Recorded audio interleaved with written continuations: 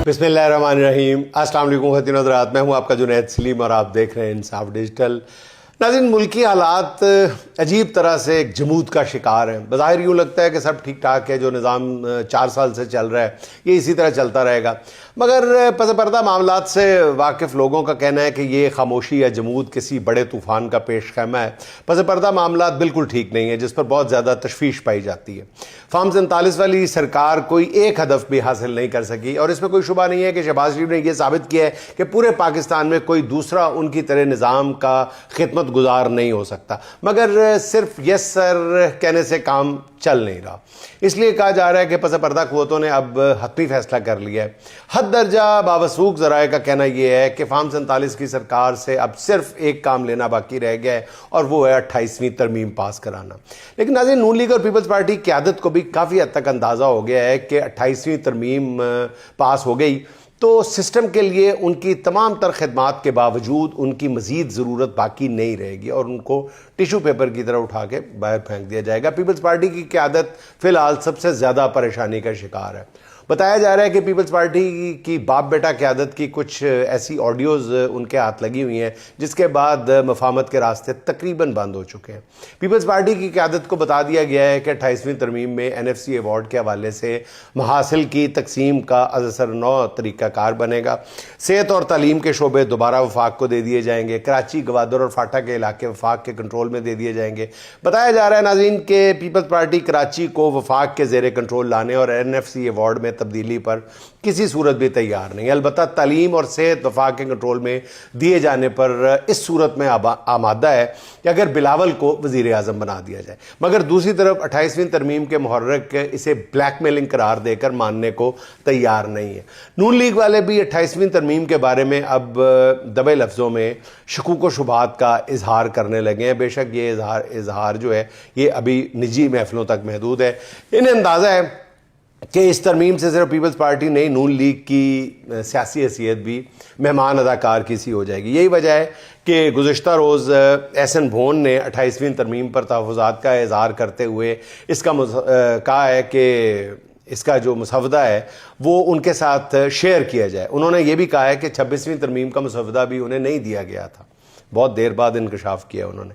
मुक़्तदर क़ुव्वतों के साथ राह रस्म रखने वाले ज़राए का ये कहना है कि अगर 28वीं तरमीम पर नून लीग और पीपल्स पार्टी ने मिलकर मामला ख़राब करने की कोशिश की तो फिर मुक़्तदर क़ुव्वतें सामने आकर तमाम मामलात अपने हाथ में ले लेंगी। जनाब सुहेल वड़ाइच ने अपने कॉलम में इसी तरफ इशारा करते हुए कहा है कि मुकम्मल मार्शल लॉ नुकसानदेह होगा, बेहतर यही है कि जमहूरी कठपुतलियों के ज़रिए काम चलाया जाए। मुक़्तदर क़ुव्वतें ने नाज़रीन दूसरे ऑप्शन के तौर पर तहरीक इंसाफ के साथ भी मुज़ाकरात की एक खिड़की खुली रखी है। ज़राए का ये कहना है कि तहरीक इंसाफ की इस्टेब्लिशमेंट के साथ काफ़ी मामलात पर जो है वो बात आगे बढ़ चुकी है, काफ़ी मामलात तय पा गए हैं। PTI से कहा गया है कि वो सितंबर तक खामोशी इख्तियार करे, इसके बाद मौजूदा सेटअप को लपेट दिया जाएगा और कौमी हुकूमत बना दी जाएगी जिसमें PTI को भी शामिल कर लिया जाएगा, और फिर उसके बाद आम इंतखाबात भी करा दिए जाएंगे।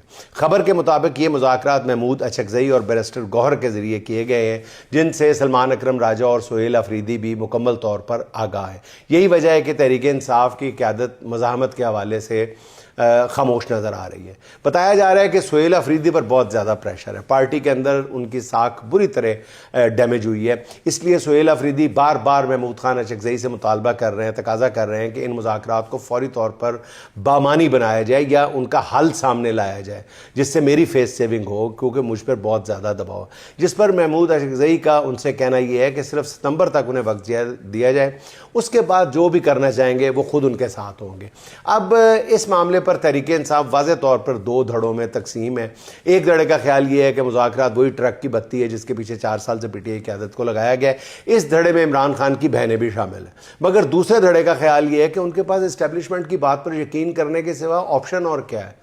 उनका कहना यह है कि इस वक्त पार्टी में ऐसी मज़ाहमत की सख्त नहीं है जिसके ज़रिए वो अपने मुतालबात बज़ौर ताकत या अवामी एहतजाज के नतीजे में मनवा सके। इसलिए मुज़ाकरात के हामी इस धड़े में से चंद लोगों का ये ख्याल भी है کہ تحریک انصاف کو 28ویں ترمیم کے حق میں ووٹ بھی دے دینا چاہیے، کیونکہ اس ترمیم میں بیشتر ایسی چیزیں لائی جا رہی ہیں جو ماضی میں کسی نہ کسی طور پر پی ٹی آئی کا بھی مطالبہ رہا ہے۔ دوسری طرف مزاحمت کرنے والے دھڑے کا یہ کہنا ہے کہ اگر پس پردہ قوتیں سنجیدہ ہیں تو پھر عمران خان کو کوئی ایسا ریلیف دیں جو نظر بھی آئے ریلیف۔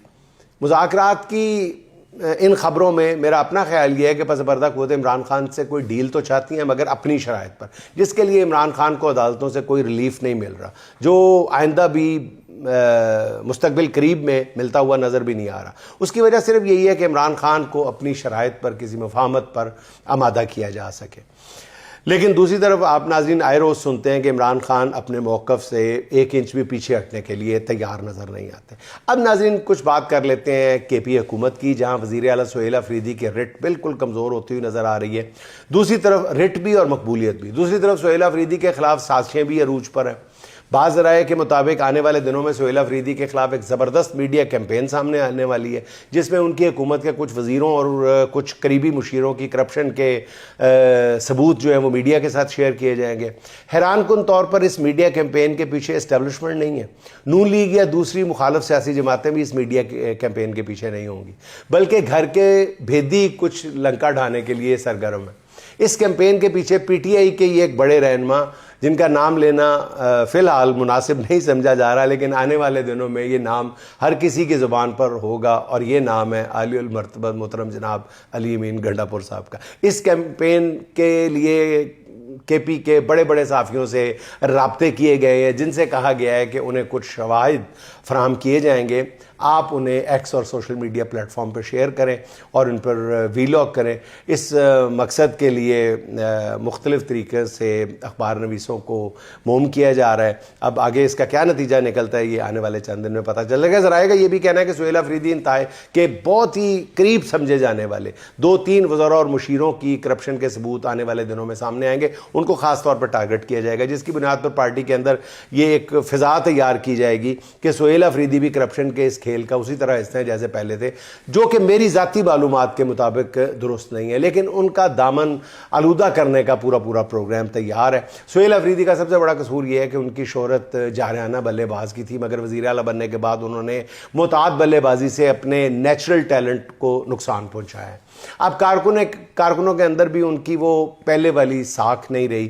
بڑے بڑے سیاسی خانوادے تو انہیں پہلے قبول نہیں کرتے تھے۔ یقینی طور پر سہیل آفریدی بھی اس صورتحال سے آگاہ ہیں۔ اس کے لیے ان کے پاس بہترین موقع جو ہے وہ آئندہ منگل ہے۔